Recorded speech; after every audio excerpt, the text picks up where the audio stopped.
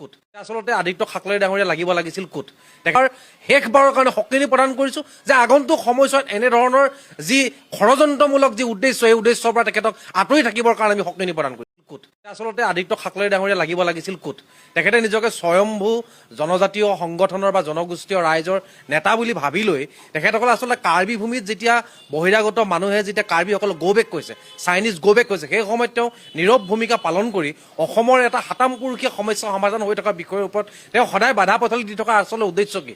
তেখেতে আচলতে কি হ'ব বিচাৰিছে বা কি কৰিব বিচাৰিছে আচলতে এই গোটেই প্ৰক্ৰিয়াটো আমি ছয় জনগোষ্ঠীয় ৰাইজে খুব সূক্ষ্মভাৱে নিৰীক্ষণ কৰি আছো আৰু আদিত্য খাকলৈ ডাঙৰীয়াৰ ৰাজনৈতিক পৃষ্ঠপোষকতাত আচলতে অসমৰ ভূমিত ভাই ভাইৰ মাজত সংঘাতৰ সৃষ্টি কৰি শাসকীয় পক্ষক যিদৰে লাভান্বিত কৰিবৰ কাৰণে এক উদ্দেশ্য প্ৰণোদিত ষড়যন্ত্ৰ কৰিছে তাক আমি ধিক্কাৰ প্ৰদান কৰিছো আৰু সকিয়নি প্ৰদান কৰিছো যাতে আগন্তুক সময়ছোৱাত যাতে অসমৰ ভূমিপুত্ৰ মানুহৰ যিকোনো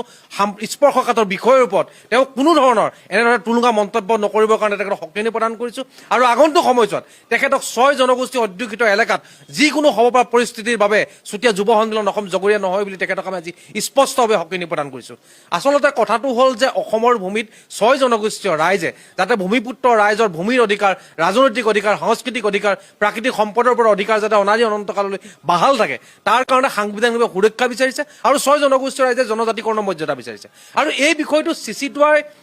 তেওঁলোকৰ যি অধিকাৰ উপভোগ কৰি আছে সেই অধিকাৰ সৰ্ব কৰিব বিচৰা নাই এওঁলোকে বিচাৰিছে সংবিধানৰ পৰা সাংবিধানিক স্বীকৃতি গতিকে এনে প্ৰেক্ষাপটত চিচিটোৱাৰ সম্পাদক প্ৰধান আদিত্য খাকলৈ ডাঙৰীয়াই এনেধৰণৰ তুলুঙা মন্তব্য কৰি অসমৰ ভূমিত যি এক জটিল পৰিৱেশৰ সৃষ্টি কৰিব বিচাৰিছে তাৰ কাৰণে কিন্তু আদিত্য খাকলৈ ডাঙৰীয়া আগন্তুক সময়ছোৱাত জবাবদিহি হ'ব লাগিব আৰু ছয় জনগোষ্ঠী অধ্যুষিত ৰাজ্য সমষ্টিবিলাকত তেখেতক প্ৰৱেশ নিষিদ্ধ কৰিবৰ কাৰণে আমি আমাৰ কৰ্মীসকলক কিন্তু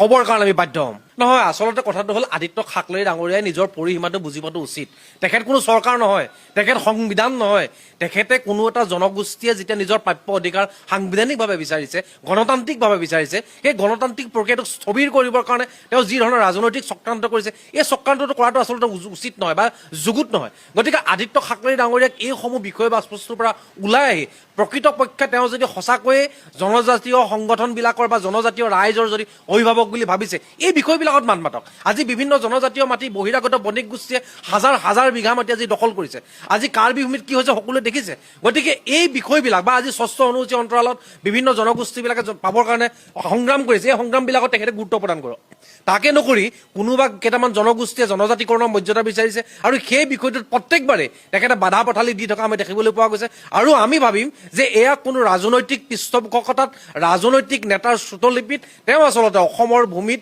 আমাৰ ভাই ভাইৰ মাজত ভাগ বতৰা কৰি এক ৰাজনৈতিক অভিসন্ধি কৰিবৰ কাৰণে এটা চেষ্টা চলাইছে গতিকে আদিত্য খাকলৈ ডাঙৰীয়াদেৱৰ এই যি চক্ৰান্ত এই চক্ৰান্ত কেতিয়াও মানি লোৱা নহ'ব তেখেতক আমি স্পষ্টবাৰ শেষবাৰৰ কাৰণে শক্তিনি প্ৰদান কৰিছো যে আগন্তুক সময়ছোৱাত এনেধৰণৰ যি ষড়যন্ত্ৰমূলক যি উদ্দেশ্য এই উদ্দেশ্যৰ পৰা তেখেতক আঁতৰি থাকিবৰ কাৰণে আমি শক্তিনি প্ৰদান কৰিছো